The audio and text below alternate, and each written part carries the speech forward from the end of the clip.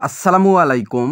গর্ভবতী ও দুগ্ধবতী গাভীকে ক্যালসিয়াম খাওয়াবেন কেন? না খাওয়ালে কী সমস্যা হতে পারে এবং কম খরচে ক্যালসিয়ামের ঘাটতি কিভাবে পূরণ করবেন সেই সম্পর্কেই আজকের ভিডিও। বয়ামের মধ্যে যে পাউডার ঢালতে দেখতেছেন এর নাম হচ্ছে ডিসিপি। এর পুরা নাম ডাই ক্যালসিয়াম ফসফেট। ডিসিপিতে 22% ক্যালসিয়াম ও 18% ফসফরাস থাকে, যা গবাদি পশুর ক্যালসিয়ামের ঘাটতি পূরণের অন্যতম উৎস।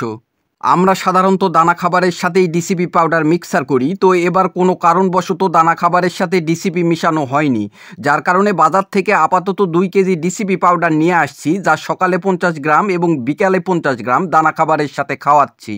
আপনারা হয়তো অনেকেই জানেন, গত কিছুদিন আগে আমাদের এই কালো গাভীটা বাচ্চা প্রসব করেছে। যেহেতু আমাদের এই গাভীটা এখন দুধ দিচ্ছে, আর দুধ দেওয়ার কারণে তার শরীরে প্রচুর পরিমাণে ক্যালসিয়ামের ঘাটতি হচ্ছে। মূলত সেই ক্যালসিয়ামের ঘাটতি পূরণের জন্যই আমরা ডিসিপি দিচ্ছি। এই অবস্থায় আপনি যদি এই গাভীটাকে ডিসিপি না খাওয়ান কিংবা ক্যালসিয়াম না খাওয়ান, তাহলে তার শরীরে ক্যালসিয়ামের ঘাটতি দেখা দিবে, যার ফলস্বরূপ দুধের প্রোডাকশান কমে যাবে। এখন আসুন আমরা আমাদের আরেকটা কালো গাভীকে ডিসিবি খাওয়াচ্ছি। আমাদের এই কালো গাভীটা 6 মাসের গর্ভবতী। গর্ভ অবস্থায় গাভীকে ক্যালসিয়াম কেন খাওয়াবো এটা আমরা কম বেশি সবাই জানি। তারপরও আপনাদের সুবিধা অর্থে বলতেছি, বিশেষ করে গর্ভ অবস্থায় 6 মাস, 7 মাস কিংবা 8 মাসে অন্তত মাসে 10 দিন করে ক্যালসিয়াম খাওয়ানো জরুরি। বাচ্চা প্রসবকালীন জটিলতা, গর্ভ অবস্থায় জরায়ু বের হয়ে আসা, গর্ভফুল আটকে যাওয়া, মিল্ক ফিভার বা দুধ জ্বর, এই সমস্যাগুলো এড়াতে ডিসিবি বা ক্যালসিয়াম খাওয়ানো জরুরি।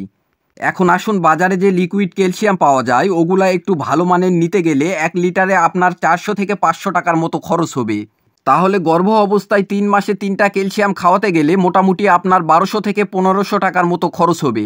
সেক্ষেত্রে আপনি যদি 5 কেজি ডিসিপি পাউডার কিনেন, সর্বোচ্চ কেজি প্রতি 80 থেকে 90 টাকার মতো খরচ হবে, যার 3 কেজির বাজার মূল্য 240 টাকা বা 270 টাকার মতো হতে পারে।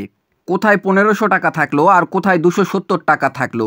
আপনাকে আমি এটা বলতেছি না যে বাজারের লিকুইড ক্যালসিয়াম খাওয়াবেন না, কার্যক্ষেত্রে খাওয়াতে পারেন। প্রয়োজনে নিকটস্থ ভেটেরিনারি চিকিৎসকের সাথে পরামর্শ করতে পারেন। তো আজকে এই পর্যন্তই। ভালো থাকবেন, সুস্থ থাকবেন। আসসালামু আলাইকুম।